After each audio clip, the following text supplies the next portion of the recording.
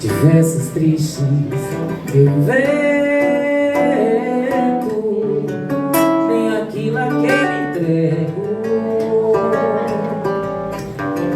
já me dá contentamento.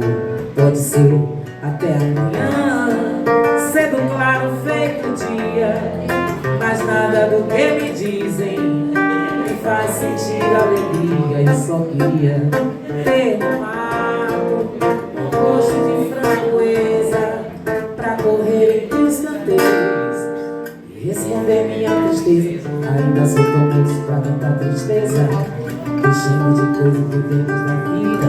Se não chega ao grau de coisa parecida, nos arrasta por sem ter visto a vida.